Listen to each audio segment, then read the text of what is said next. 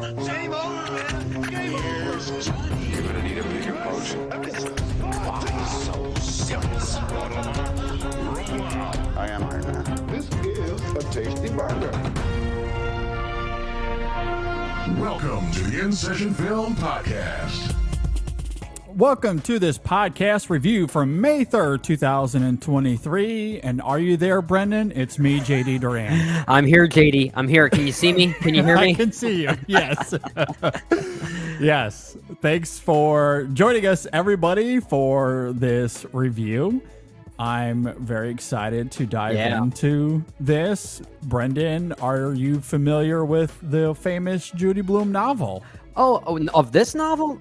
Yes, I am familiar with it. It's actually one I've never read. I'm trying to recall my history with Judy Blume because this is obviously a name that we kind of grew up with. I feel like she was always all over our like elementary school libraries. And I remember reading stuff like Tales of a Fourth Grade Nothing, for instance, which was part of the Fudge series, I think. But I never read Are You There, God? It's Me, Margaret. Yeah, that's one I haven't read either. I don't recall if it was something that was assigned in an English class or something. I don't know. I don't really remember. And, you know, when watching the film, nothing rang a bell in that regard. I mean, I was familiar with the book, familiar with the general idea of this story and what it was about, but I've never really read it. So this was kind of my first foray into it in a significant way. It's pretty I think it's pretty known and well publicized that it was a huge hit among young women. And we'll certainly talk about that given the nature. I saw the film literally just a few moments ago. I just got back from the theater. Yeah, you did. 20 minutes ago, so I'm very fresh on this one, but I went with my fiance Maris, and she has read the book. It was one of her favorites, and it was very educational for her at the time that she read it, and she was like Leonardo DiCaprio in Once Upon a Time in Hollywood, just pointing at the screen constantly, which was amazing, and I think that just goes to show how, from at least that reaction that she was giving off, that the film apparently is very faithful to its source material. Well, that is good to hear. And that's one of the reasons I wanted to ask, because I wasn't sure. And while I did see this a few days ago, I haven't had an opportunity yet to really look into that, to read a ton of other reviews. Hopefully after we get done recording this, I'll have that opportunity. Or if anyone listening to this, if you can speak to that, I'd be curious to know if this does match the source material, what changes there may be. And I actually have some thoughts on that, or at least some questions based off of the screenplay, which we can talk about as we get into this. Obviously, we're here to talk about Kelly Fremon Craig's new film, Are You There, God? It's Me, Margaret, directed by Craig, written by Kelly Fremon Craig as well. This stars Rachel McAdams, Abby Ryder-Fortson, Ellie Graham, Benny Safdie, Kathy Bates is in the film as well.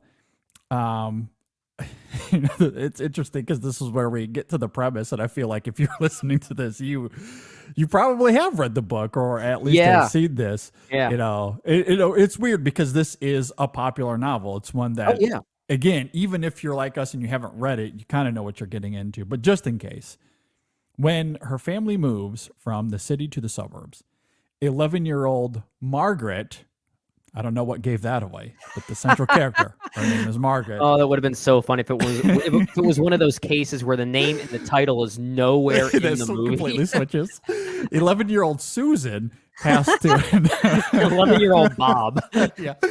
She has to navigate new friends, feelings in the beginning of adolescence. So yes, in many ways, this is a coming of age story, which is something Brennan and I really love when it comes to film. This film is also a lot about faith, and that's something that we've talked quite a lot about over the years as well. So let's dive into this. Actually, before we do, quickly, Brendan, Kelly Fremon Craig, how do you feel about her? We talked about The Age of 17, I believe, when that came out. Was that 2017?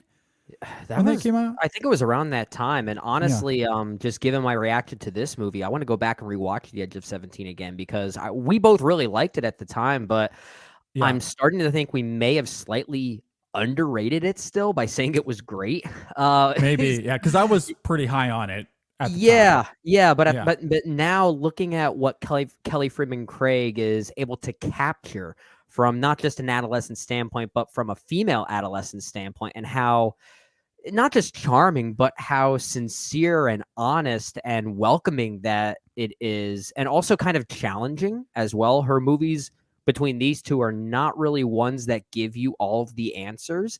You know, there are Yes. some things that are left dangling a little bit, some questions that you might feel a little put off by. I admire that, and I think this one does that even further. So it makes me want to go back and revisit The Edge of 17 to I see if there are agree. more of those nuances there. I agree. And one other film that I want to note, because I recently revisited this film, she was one of the writers on the Transformers Bumblebee movie in 2018, which Oh, she was? I forgot about that. I maintain is the best, by far the best Transformers, live action Transformers film we've had to date. I mean, it's And not that much film- competition there, JD. Not much competition. True. I guess that's not much of a hot take, but It's more of a hot take to say it's actually a very good movie. it is genuinely a very good movie, even when you take out the Transformers-y aspects of it. And I think all of that is fine, but that is a really good movie about a young woman attempting to grieve and attempting to cope and ciphering that through, of course, daughterhood, but her own womanhood in a way as well. Yeah. And adolescence, because she's in high school at the time. So that's certainly a part of it as well. And it's, it's easy to get caught up in the Transformers blockbuster action part of it, or Travis Knight's direction, which is much better than Michael Bay's. Yeah. But the writing by Kelly Fremon Craig is really the heart and soul, as well as the central performance, which is fantastic. It makes Really, me really wonder. fantastic. It makes me wonder how much Kelly Fremon Craig was actually involved in the initial writing of Bumblebee, because from what I understand and what I'm looking up here on IMDb as we're talking here, she did mostly script revisions. So in some ways, she was probably a script doctor of sorts for the movie, which is sometimes the best thing you can actually have for one of your movies. Maybe it was more of a basic Transformers movie of sorts until Craig sort of reinterpreted it in a human way and added a different. I don't know. We're just hypothesizing. I don't but know. I feel like Yeah, she carries those sensibilities for sure. because Christina Hodson also had her hands on the screenplay as well. Right. And I don't know, admittedly, as much about her work as Kelly Fremon Craig. But it wouldn't surprise me if, again, that heart and soul that is in that film that Haley Steinfeld does such a great job of tapping into, if Freeman Craig had some heavy say in that. heavy say in that for sure. And she's worked with Steinfeld before, so maybe there was like a slight of course. sense of ghost directing going on there if she was ever on set.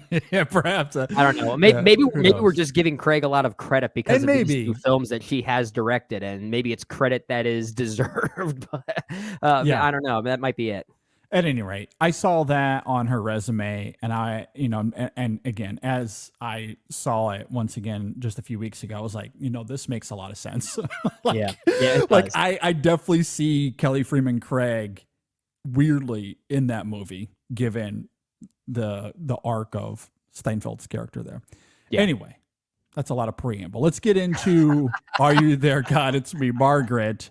What did you think about this one, Brendan? Oh, it's great. I think it's great. I think it might be the best movie of the year so far, but I haven't seen I haven't seen much from this year yet to really make that bold of a statement for it to carry that much weight. But from what I have seen, this is my favorite film of the year so far. I wouldn't be surprised if it ends up in my top 20 by the end of the year. I'm actually surprised that we haven't seen many other adaptations of Judy Blume's work, but I wouldn't be surprised if this kind of kickstarts that. Like I said, I was mostly familiar with some of her work that related to the Fudge series, like Tales of a Fourth Grade Nothing, but I haven't read Are You There, God? It's Me, Margaret. But from what my fiance was telling me is that it was sort of it sort of was the manual for them when it came to growing up in a scientific way, I'll say. Makes sense, yeah. And I do appreciate that this film is willing to, for lack of a better phrase, go there. And I think it handles it very well. It's very delicate. It's honest. It's it's educational without trying to be educational, if that makes sense. It's not, I mean, the movie's not an informative movie in the way that like the characters in the movie experience at this assembly, right? You know, it's not like Yeah. that. It's not an infomercial. Sure. Yeah. But it is willing to challenge you about what you dealt with in your youth, and do so in a way that I think is really quite provocative and beautiful. It kind of carries this facade of like a 90s coming of age movie of sorts. I was very much getting like Sure. Nancy Meyers vibes for some of it, and that's really mostly the first half until it just isn't that by the time you get to the second half. And we'll talk a lot about how the film does a really interesting job, not just, you know, tackling young womanhood, but really religion. I mean, religion is very much a plot synopsis here in some ways. And Yep. I like the way it tackles it. We'll talk about it further, but I appreciated how challenging that it was. This is a very sweet movie. I'm with you. I really like this film quite a lot. It's one of my favorites of the year as well. It's really funny, as you denoted there. It's wonderfully awkward at times. It certainly doesn't shy away from adolescent embarrassment, but it doesn't forego sincerity either. When these characters feel overwhelmed and emotional, the film takes that seriously and gives those scenes some earnestness. And, you know, we somewhat alluded to it in our preamble, but I love the writing here and how it manages to blur not just that tonal dichotomy, but faith, and how Margaret's journey of understanding faith further murkies the water for her. That's obviously foundational to this story. And I think the film does a great job of demonstrating Margaret's curiosity and ultimately her apathy. I found it quite compelling how she tests the waters, so to speak, with all these various sects of faith. She's an open-minded blank canvas and is almost eager to hear from God. But in the end, that's what makes this narrative so timeless, as the destruction caused by religion is a tale as old as time. And it's, of course, at the root of this film's tension and how everything crystallizes in those final scenes. Perhaps the writing here, and again, I'll be curious to kind of walk through this a little bit more, and perhaps this is something that just will evolve once I hear from others that have actually read the novel as well. But I do wonder if the film is somewhat, ever so subtly, a victim of this being an adaptation, as it's trying to cover as much ground as it can from the novel. And as a result, some threads here feel perhaps maybe a little thin, but I think the film is so endearing and so charming, and these performances are incredible. They're really great. I love this entire cast. That agreed. On the whole, that's not much of an issue, but I could see that being a talking point of, this was explored more in the novel, or this thing over here had, you know, more of an impact on Margaret's life. It did feel like the film brought up a lot of things, and some of them impacted her heavily, and others it was small. And maybe that's in the novel or not. That's why it's more of a question than it is a criticism at this point, but something that came to mind. Overall, though, wholeheartedly with you. This is really great, and quite easily one of my favorite films of the year so far.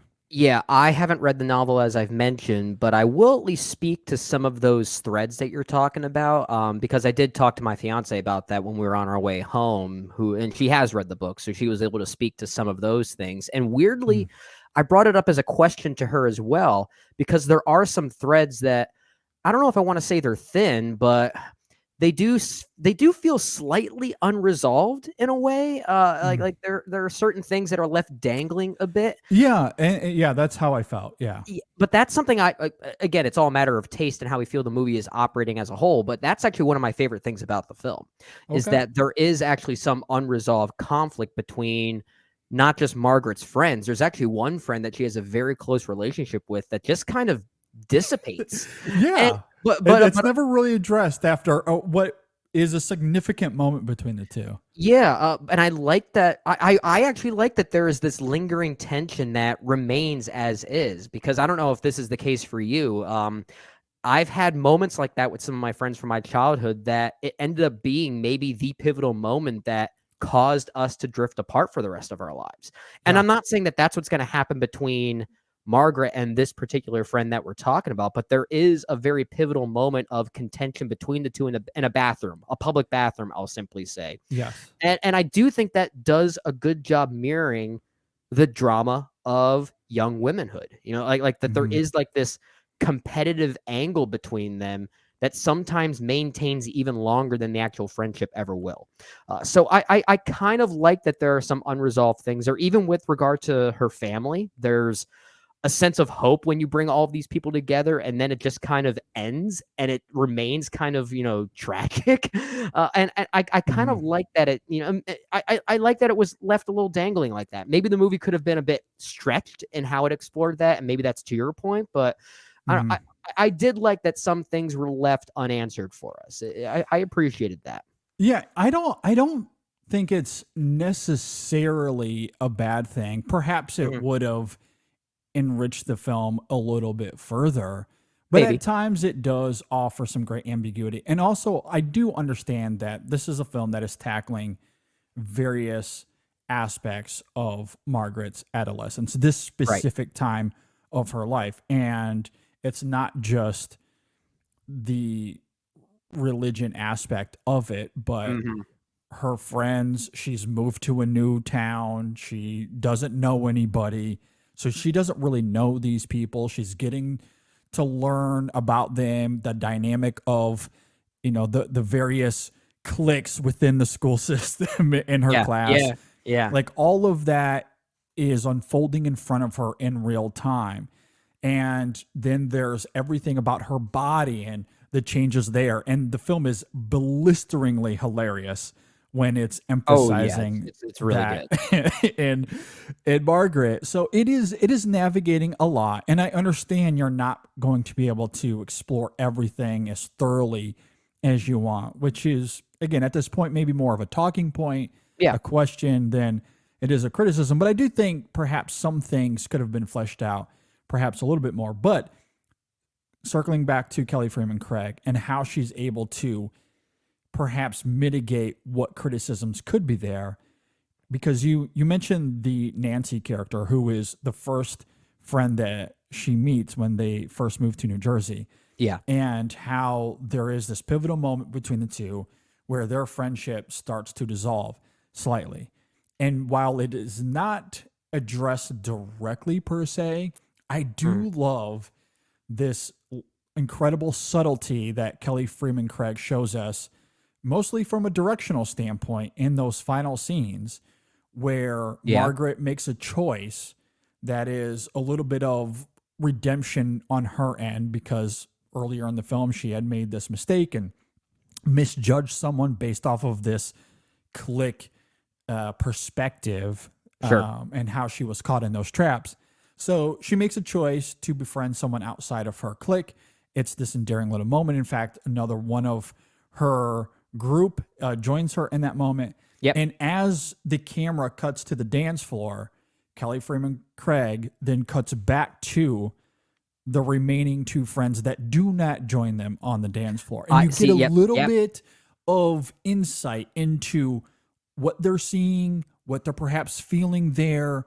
And so while the film doesn't address this unspoken tension between the two, you sense it. Yeah, you sense it. It does address it in this indirect way that I do kind of love. So even though from a writing standpoint, you're not, maybe you can't fully flesh out everything, but I think little tidbits like that, little tricks with the camera, these little moments where Kelly Fremon Craig is still able to make something out of it, to where it's not nothing. There is a little something there to kind of help heighten it. And I love what she's able to do in that regard. And that's the moment right there that sort of cued me in on the deliberate nature of that unresolved conflict, right? Yes. Mhm. That it does seem very intentional. And I think on top of that too, just how it functions as a performative piece. I think these performances are all able to fill in what necessary gaps need to be there, so that it doesn't feel like bad storytelling as opposed to unresolved conflict, right? Mhm. And you Yeah. mentioned the performances already, just in a general sense, but the character of Nancy, Margaret's first friend, it's Elle Graham, I believe, is the young actress's name who plays her. Yes. Yeah. Might be my favorite performance in the movie. She's Uh, good. She's real well, good. Yeah. and again, She's fun. I don't know if this is Kelly Fremon Craig, the writer, doing this, or if this is just the basis of Judy Blume's original book. But when Nancy's introduced, you don't really know what to make of this young character. Like, is she gonna be the bully? Is she gonna be the bad friend? Or Yeah, is she just sure. kind of like cockily endearing? Like, she kind of straddles this line. And I'm kind of Yeah. tempted to think that it's the performance more than anything else, which again, could also be on Kelly Fremon Craig, the director, in being able to Yeah. convey that and channel that out of this young actress. But there is a lot of like tension from an audience perspective, not knowing which direction it's going to go. And it kind of left me on the edge of my seat, which I loved.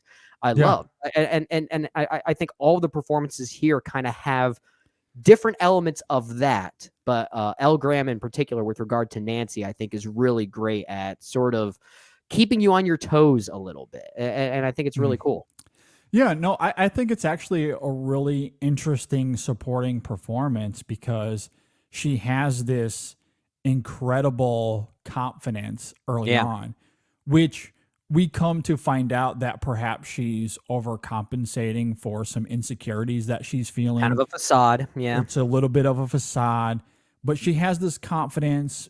She likes being the leader of their little secret club, Mm-hmm. and and yet there, as the film unfolds, you do start to see that facade fall apart, and those vulnerabilities in Nancy, I do think there is credence to them, and she Yeah. does such a great job of allowing like that moment in the bathroom to carry a genuine pathos. You can see that she is succumbing to that facade in Mm-hmm. that moment, and so perhaps the tension there it certainly results in maybe a little bit of regret, or I Yeah. don't know how to approach this honesty with Yep. Margaret, Yep. which again leads to that great ambiguity we see at the end of the film. But that does speak to certainly Craig's writing and direction, no doubt about it. But Yep. El Graham, I think, from a performance standpoint, does a great job of tapping into that as Yep. well.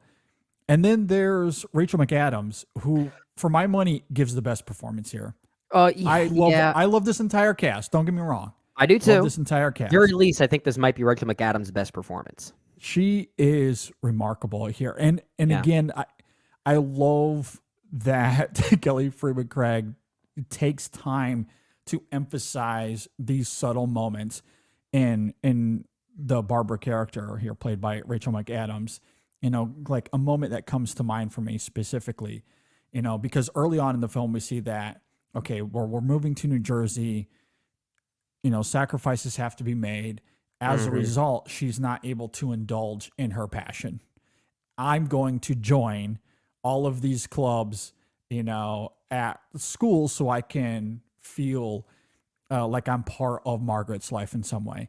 And, Yeah. and again, just as a little bit of an aside on that, that's also one of those things from a writing standpoint where, like, I don't know if this was necessary because it doesn't really lead to anything. like from a plotting, like, grand perspective, it's just like, because she says she does it because she wants to be involved in Margaret's life, but those two things never collide here. Like, Well, there's they never don't. like, I think there's that's never kind of the point. It's more of her. It's Barbara giving herself this excuse to keep herself busy. Now. Yes, and I that's think and what that's it. is. Yeah, Yeah. and that's why I wanted to circle back to a scene later on, because it gives her something to do, and in the end, it's really not about those things, because then it becomes about her having a realization of how futile those things are, that they're not satisfying in any sort of great degree. And there's also a facade to it as well. Like, she sees, Mrs. Wheeler and these other moms, just pawning things off on her, and there's no sort of uniformity to it. And then that tethers to this great moment where she sees this bird outside this window, and she becomes so inspired in the moment.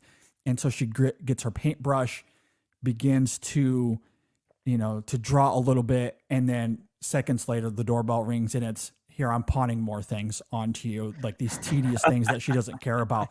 And from a thematic perspective, I think that's great. But Rachel McAdams' performance there and how she's able to tiptoe that line of inspiration, creativity, being full of life for once after this big move, to just being drowned out by this tedious mundanity, all within the same span of like 10 seconds. It's pretty incredible. It's not even just those emotional extremes you're talking about.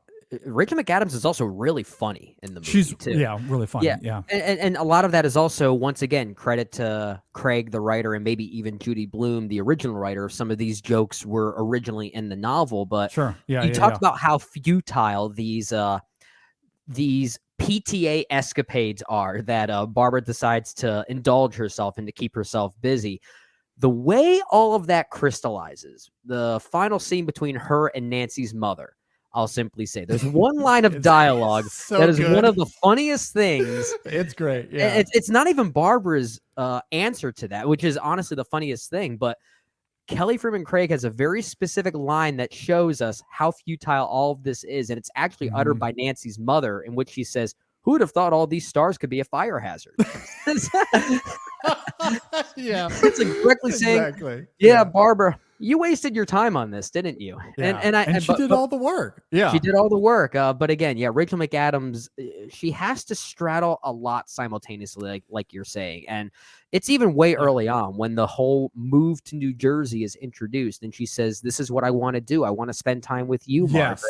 Yes. You could sense both a facade and honesty at the same time, because she does want to spend time with her daughter, but she also still wants to be an artist and an art teacher. And she knows that she's giving something up while still gaining something else in return. There is a balance there. And I think that's really well done. That's a moment that I also wanted to bring up, taking the words right out of my mouth. An incredible close-up shot of Rachel McAdams where she utters, a line of dialogue that would give her daughter a little bit of comfort, given that this is a surprise to Margaret, that we're moving. It's a big change. I'm going to be in this with you. But yes, in those eyes, you sense the pain and sacrifice that she's having to make, that this is not something that she is fully on board with, even though she is.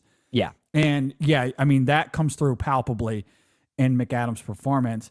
And I also think about that moment, speaking of the humor and a lot of what this film is examining here, that moment at the end of the film with Margaret in the bathroom, where she walks in and Margaret finally experiences this big moment that she's been anticipating. And she walks in and there's like this moment of happiness, this epiphany that her daughter is becoming a woman. And it's very funny. Unscripted. I love that. It did. It felt so raw and genuine. Like she didn't know what she was walking into in that moment, because she starts crying and she's like, "I don't even know why I'm crying." Like, it's so good. I mean, how McAdams taps into that, how, Craig got that out of McAdams, whatever creative process was there to get that, it was impeccable. Oh, yeah. It was so good. And of course, let's not forget Abby Ryder Fortson as Margaret herself. She's great too. Yeah, she was young Cassie in the first two Ant-Man movies, if I'm not mistaken.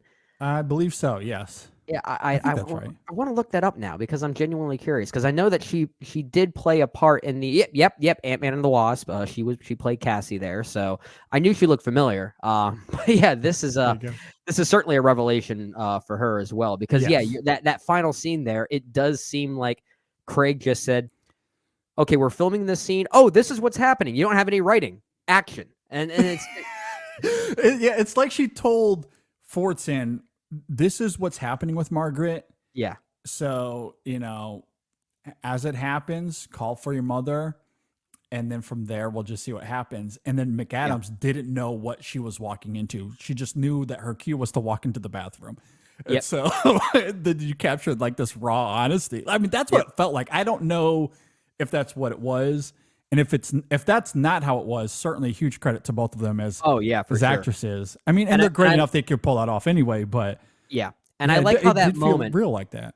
And I like how that moment is treated symbolically, just how it overarcs the entire movie. I mean, I hate to make this comparison because I feel like others are going to. And of course, it's a very direct comparison, so I don't want to make it sound like it's myopic, but it's similar to how a movie like Turning Red treated its own subject matter in a symbolic way that had some maybe similar things. But of course, this movie is being a bit more scientific about it, and certainly doing so with a lot more grace. It's certainly more eloquent in the way it's presenting that, but I do like how that final moment is not just something that happens. It's this overarching thing that a young person build up to it. Needs to go through in order to come to some type of realization, and I like that it's used in multiple ways other than just one. Yeah, absolutely. And then circling back to what we said at the beginning of this, the film leans into the awkward tension of what that moment is like as an adolescent, and the embarrassment that you feel or the uncertainty that you feel when your body is going through those changes. This film heavily leans into that in a great way. And I'm not always the biggest fan of awkward humor because most of the time it's just awkward. Unless it's not your thing for me. It's just subjectively not my thing. And I don't know what it is about Kelly Fremon Craig and how she captures it here, but to me, I loved it. I loved every second of it. So I do think the humor. There's a point to it great. here. Yeah, it actually means something other than other forms of awkward comedy. It's not just a cheap tactic to get laughs, and maybe that's what it is, because a lot of awkward humor, they're doing it in this silly, goofy, maybe insipid way just for laughs, and that's all that it is. Where here, there is incredible purpose to it all. Yeah. Well, this is something I love about Kelly Fremon Craig between this movie and The Edge of 17 is that the bare bones of both of these narratives aren't necessarily that much new, or they're not innovative or anything like that. I mean, for the first half of this movie, there are many scenes here that are pretty commonplace among young coming of age film. There's a game of spin the bottle in this movie. We've seen that thousands of times. Yeah. And yet somehow it feels a little bit different. And I don't really know how to explain it, but there's a different sense to it. And I don't know if it's a perspective thing, if it's a filmmaking thing, or maybe just a source material thing. I'm not really sure, but there's a difference to it, which I have to give Craig a lot of credit for. Yeah, and that's an interesting moment. Perhaps in certain moments of that sequence, it borderlines on that awkwardness that makes me recoil. I still loved it. But on the whole, I did as well. That awkwardness doesn't bother me as much as it bothers you. Fair enough. On the whole, though, it didn't, keep me from engaging with the sequence. And I think it ends in an incredible way, right? Where she gets this big moment that's unexpected, and perhaps that plants the seeds for that divisiveness we were talking about earlier between Margaret and Nancy. And but because it's also interesting how she reacts to the aftermath of it too, where she completely embellishes the moment as an adolescent would do in that moment. So could have led to further conflict, and it doesn't, which again, I love movies that avoid traditional conflict, I'll say. And I think this one does. If there is conflict there, it is unspoken, as is lots of the conflict between, those two characters specifically. Absolutely. Yeah. I guess we should talk about the religiosity of this film. Let's talk about God. Let's talk about God. Are you there, God? Hopefully we do you proud when it comes to this dissection here. I know. Well, first of all, let me ask you about this, because you, at least among our circles, famously are not a fan of voiceover narration. Given that you ended up loving this film, I imagine that it did work for you here. Oh, absolutely. Well, that's something that kids do a lot, right? Is that they tend to speak... They tend to speak like the way Margaret does internally, right? You find yourself questioning a lot of things, and many children they'll direct those questions to someone or something that they're not talking to. I mean, the way that Margaret speaks to God here is not that different than the way sometimes children would talk to their own toys in some ways. I mean, it certainly has more of a meaning because she's very openly trying to understand what religion is, because one of the plot elements here is that Margaret was raised away from religion. Her dad is Jewish. Her mom was raised as a very devout Christian. And as such, that has led to conflict between her parents being Rachel McAdams' parents. So Margaret's and Betty grandparents. Safdie, who we haven't even mentioned yet. Betty Safdie's in this movie. Crazy. Whose mother is played by Kathy Bates and is a very devout Jew. So there's two lines of religion feeding into Margaret, right? You got Judaism from her dad's side and Christianity from her mom's side, and they very much want her to be away from that, so that way when she grows up and learns to understand this, she can make a choice herself as far as what religion she wants to follow, if any, which is an admirable thing to imbue on your children, right? You know, to give them the choice. And I love that Margaret is choosing to learn about it early, in a way that's almost too early for some parents. And she's willing to go to temple, you know, go to the temple for a Judaism ceremony. She also goes to a Catholic confession. You know, she goes to all of these different subsets, these different sects, and the movie doesn't really condemn nor really condone any of them. It's just she's a blank canvas, as I noted in my opening thoughts, and I do love that. I love that she's willing to go to temple. She tries out, you know, she doesn't full on go to like a Catholic mass or anything, but she walks into the church and walks into the confession booth. I'm not sure what to call it. Forgive me, I'm not Catholic. You know, she goes to. I also think it's interesting, too, that she doesn't just go to a Christian church. I think we should note specifically she goes to a black church. Yeah. And I think we all know there is a huge distinction between what that energy is like and what a conventional white church is like. It is not the same thing. So it's funny to me that she ends up there instead of at maybe a church that her mom would go to, for example. Yeah. But it speaks to, again, broadly speaking, that she is an open book when it comes to God and faith. She wants to experience it all and make a decision on her own. Yeah. And in many ways, I feel like that's her parents making the right choice for her. And she's now choosing to open up to that. Like this is now the time that she's choosing to take some ownership in that and teach herself some of these things. And what the movie teaches us, or I should say what this adventure teaches Margaret, is sort of something that you alluded to in your opening thoughts that I think is very provocative and very challenging. And it's one of my favorite lines in the entire movie is that I actually wrote it down here. I snuck out my phone while watching this movie, and I tried to do it in the dark. So forgive me for any moviegoers who hate people that bring out their phones, but I had to write down this note. Look, Brendan is also a critic. And I didn't have a notepad. We were doing this immediately afterwards. But at one point, Margaret's writing down her thoughts about religion, and this is after a very pivotal moment between not just her grandmother, played by Kathy Bates, but her grandparents on her mom's side that she's now meeting for the first time. And she says, "What I learned about religion is that it makes people fight." And it's such a great line. It's such a great line that there is this narrow-mindedness to religion. And I think it speaks to this beautiful notion that religion is not the same thing as spirituality sometimes. You can have a personal relationship with God in your own way and still feel fulfilled by that. And I think that's in many ways what this movie is getting at, because it doesn't take a side on a certain religion. It doesn't necessarily take a side on religion itself, but it does at least appreciate the notion of being spiritual in some way. And that's the way that you choose to go about that, which I think is a very mature answer. I completely agree. I do love that moment. Certainly want to speak to it here in a second. I asked you about the voiceover and how effective it is here. The one other element to that I want to point out is that it's prayer. Like it's not just conventional voiceover. It is her talking to God. And that's how most people, let alone children, like when they talk to God, they're going to do that internally. They're not going to do that verbally out loud. And if they are, you should maybe walk to the other side of the street. Just kidding. But, or hold their hand.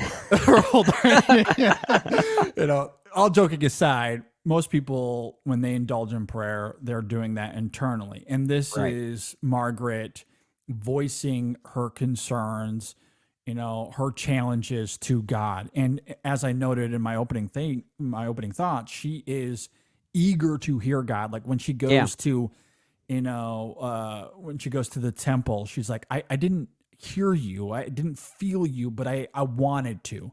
Yeah. When she goes to the Christian church, she says the same thing, or to confession. Like she is eager to find God, but she's not able to experience it. And then the thing that eventually crystallizes what becomes her apathy in the end are this incredible dichotomy of her grandparents, as you noted, her grandma on her dad's side is devout Jewish, and then on the other side, devout Christian. And what religion has taught us more than anything is that all they care about is power, and they'll do that at all costs. Yeah, certainly organized religion definitely represents organized religion, and that's what I'm speaking to, and that's what they represent, right? Like, if it boiled it down to individuality, that'd be one thing. And you could certainly make the argument that on an individual level that it is about that faith. Like when when you see Kathy Bates's character throughout the film, there isn't anything about the character that you would see and come to the conclusion that this person is awful. We don't want anything to do with her. No, she loves her granddaughter. She's very sincere. Like she's an endearing character, sometimes very funny because it's Kathy Bates and she brings great humor to the character as well. Mm-hmm. Like she is a lovable, charming grandmother. So on an individual level, there's nothing to necessarily criticize about what faith means to her. But in that final battle, if you will, at the end of the film, it's not about individuality anymore. It's about this broader idea of bringing someone from the outside in. Yeah, it becomes about conversion. Like me. It becomes about conversion. And that's where destruction takes place. And as we all know, historically speaking, that's mostly what religion has done from a broad perspective, especially when we're talking about colonialism or conversion, power. It is all about, maintaining that and doing whatever it takes. Yeah. And that's created destruction and devastation throughout the decades and millennia. Yeah. So that's, and we see that like in a vacuum here, like in a microcosm, and how that, affects Margaret on an emotional level on her own spiritual journey. It just completely removes her from God altogether. And so the film gets to have its cake and eat it too, in the sense that regarding Margaret's own journey here, it's very effective. The film builds to it in a seamless way. It's very moving, but metaphorically speaking, I think it also hits the nail on the head. Oh, I agree. And I think it's something that a lot of people can relate with. I agree. I could see it putting some people off, but I think it's something that everyone needs to hear. And it's the movie is not condemning religion or church or faith, but it's also technically suggesting that you don't need those things to talk to God. I do think it is condemning it in terms of the narrow-mindedness of how people. It's less about the religion itself, but more about the way that some people narrow-mindedly use it as a weapon, right? Yeah, and that's it. Yeah, which is again, broadly speaking, how religion has used itself over the years. But still, like a lot of the ceremonies that Margaret chooses to attend, the many different sects here, like and some of them, even though she claims that she hasn't felt God's presence communicating with her,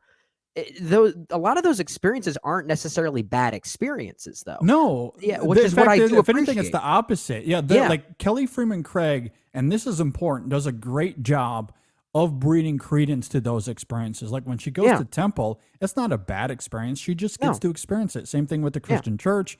Now, the Catholicism part of it is a little different because from a plotting perspective, she's not able to experience it in a pure way, but she's at least open to it and indulges in it slightly.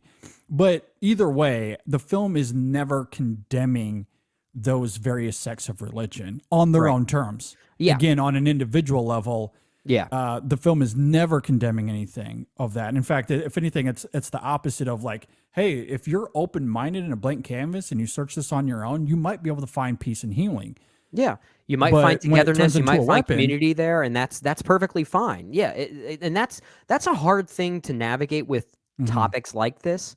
Is that for any artist, for any storyteller, it could be very easy to inadvertently come off and say that these denominations, they're not good. They're not good. But I don't think Craig is really saying that. I don't think Judy Blume is really saying that. But I do think that there is this notion that we're talking about that it can easily be weaponized against people who are very close-minded. And what does it lead to? It leads to fighting. It leads to fighting. Yeah. Especially among families. And what else? And what else does that? Politics also does that. It's not too different. This movie is really relevant. It's really relevant. And that's why I said in my opening thoughts, like this film, because it takes place in the 70s. You noted from a filmmaking style, it's like the 90s or the early 2000s. It feels very modern, and I love that. This is a very timeless story because one, from an adolescent human perspective, we are all going to experience those changes when we're young. So and especially women, they'll be able to relate with her on that level. But that idea of religiosity, from what I see about the world that we live in, Brendan, that is not going away anytime soon. Probably not. That idea of religion and how it correlates to destruction or fighting, if I'm going to quote Margaret, I don't think that's going away either. So no, probably not. This is a very timeless story in that regard. It really is. And it's a great movie. It's a good movie, man. Movies are good. Movies are really good. It is. Man, movies are great. And it's funny because I've seen some TikToks over the last few months about how, movies are bad. They don't make good movies anymore. And I've stopped responding to those TikToks because all it does is stress me out. And it saddens me because the reality is there are still many great movies each year. Do you have to seek them out more than you had to previously? Maybe. Yeah. Maybe. And so we can certainly have that discussion.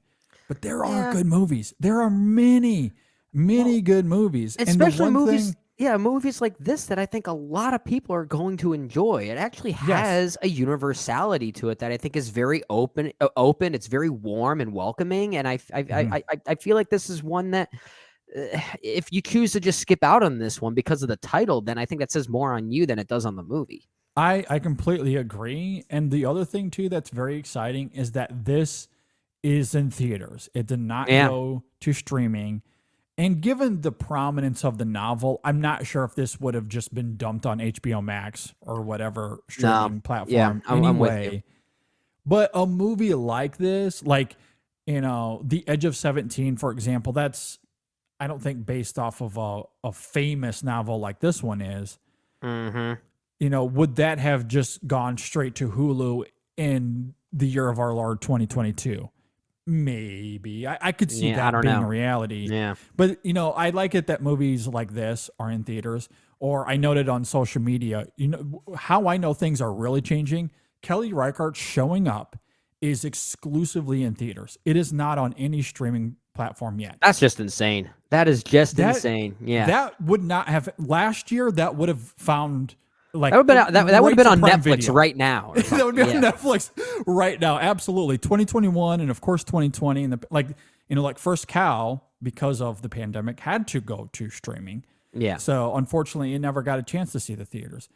And and showing up is probably less accessible than First Cow is. Yeah, But I haven't it's- seen it yet, but I mean, First Cow has got a very like it's a very cinematic movie. It's kind of one of those movies Yeah. you want to see in a theater. Yeah, and it unfortunately never got the opportunity. Yeah. And showing up, it's in like you have to go see that in theaters. And so to me, it's starting to feel more and more like what life for me was like in like 2017, 2018, 2019, where I had Yeah. to like actively plan around now with 2 children going to the theater and making that work from a familial Your scheduling wife is standpoint. so great just letting you go to these movies. She really is. I mean, the moment she says no, and now that we have 2 kids, I don't know if that's on the table, but the moment she says no, that's when all of this ends for me.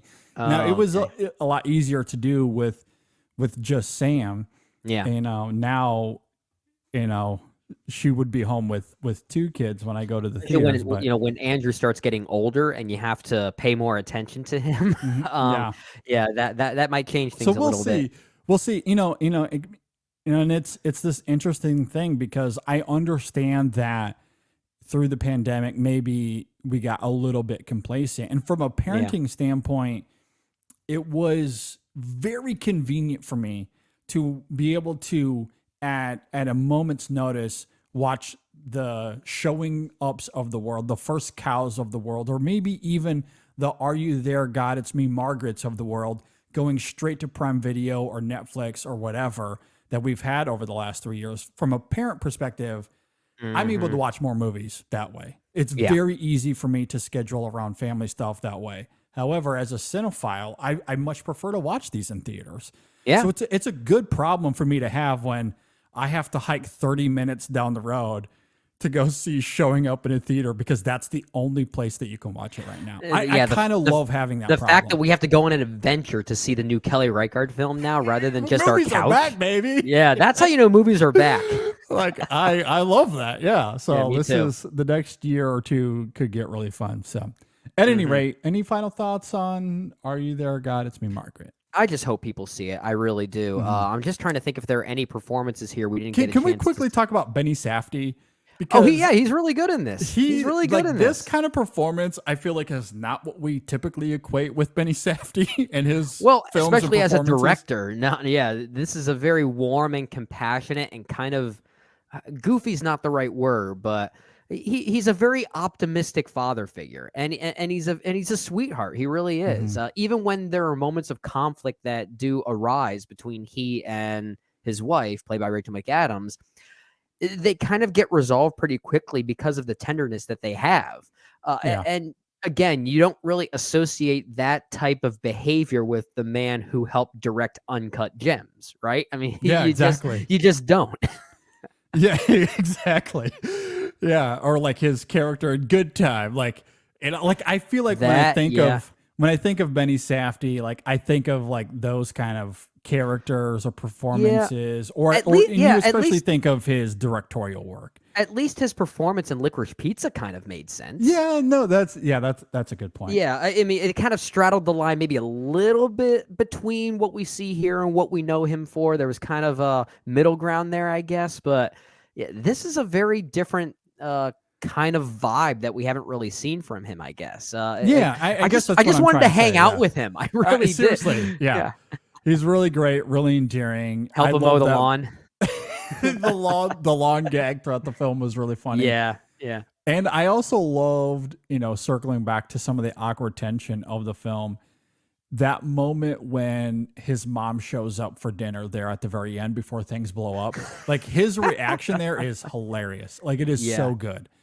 It is so good. So yeah, that's great. That's great. Yeah, Just he's really endearing good. There's not a bad performance in this movie. No, everyone here is great.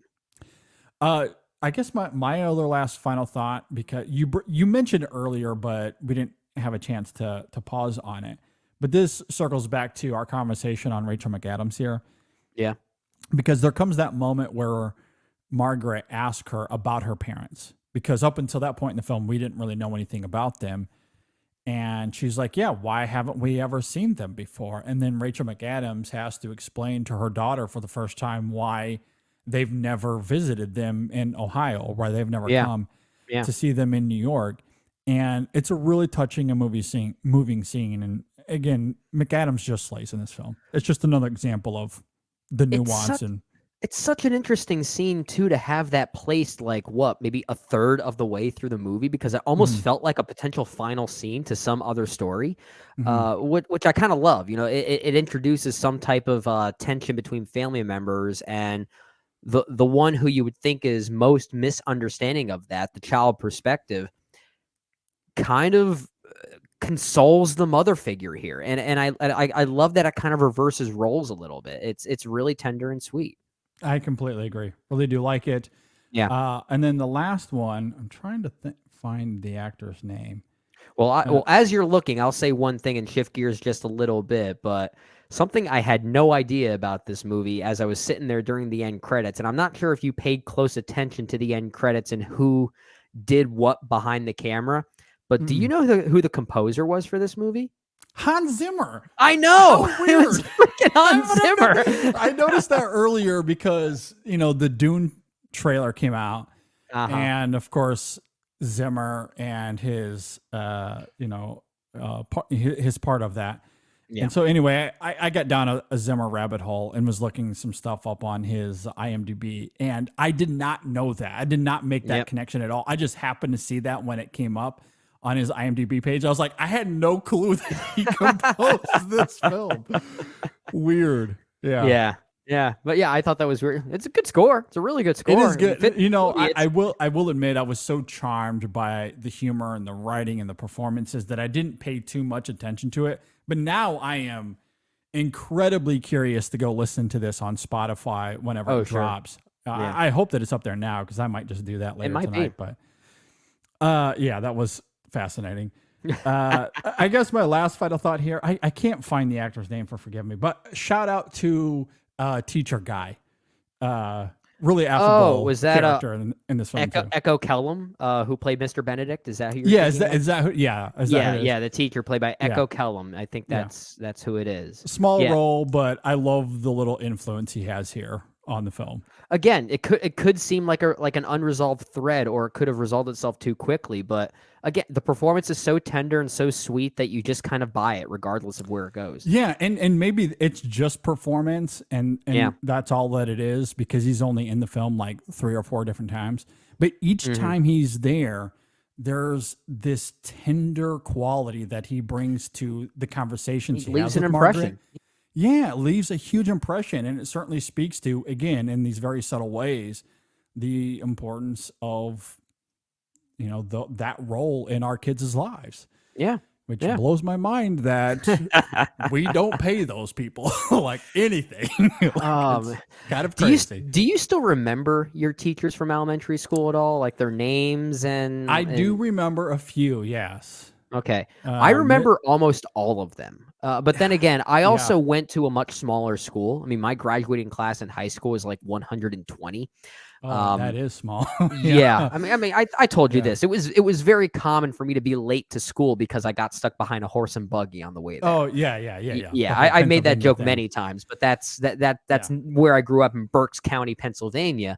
But I still remember the names of all of my teachers. And they left that impression on me that I will never forget them. And you're so impressionable at that age. You are, that, they do have an influence on you. So, and it's something I am seeing in Sam as well, like the teachers that he has and how he responds to them. It is important. And so, again, that's not like a huge part of this movie, but I like how Kelly Fremon Craig incorporates that here. I think. Yeah, I agree. I agree. Touch. All right. I guess safe to say we both highly recommend this movie. Absolutely. Again, it is in theaters, so you have to go to the movies. Go to the movies. It's good. Yes, it is good. Be sure to hit us up on social media: Facebook, Twitter, Instagram. Let us know if you agree or disagree with any of our thoughts, or if you're watching this on YouTube, leave a comment in the comment section below. And of course, you be sure to like and subscribe if you're watching this on YouTube, or if you're on Apple Podcasts or Spotify, you can leave us a review there as well. We greatly appreciate it. You can always email us your thoughts on sessionfilm@gmail.com as well. Be sure to go and listen to episode 532. It is now up It was Yeah. a riot of an episode.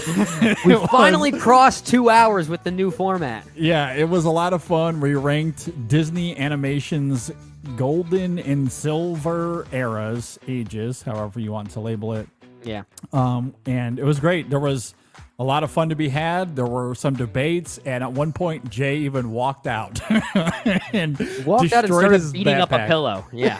Yeah, it was. Oh, no, it was his unbelievable. backpack, not a pillow. Yeah, It was his backpack. You're right. Yeah. Yeah, it was wild. So be sure to go and check that out. It was really great. And stay tuned for more this weekend as we'll have Guardians of the Galaxy, and I think next week on the show the guys are doing some sort of Marvel ranking. I think is the plan there. Some type of updated ranking. Maybe not a full ranking because that'll just take too long, but maybe a Ryan and I are going to talk about it. It'll be Ryan and I holding down the fort there, but it'll be something related to the current status of how we feel about these Marvel movies and our overall ranking in comparison to that. All right, yeah, be on the lookout for all of that. I'll see you all in a few weeks. Thanks for listening, watching, everybody. We will see you next time on the In Session Film Podcast. Religion leads to fighting. That's what it does. I'm never going Margaret to fight was right. you. I'm never going to fight you.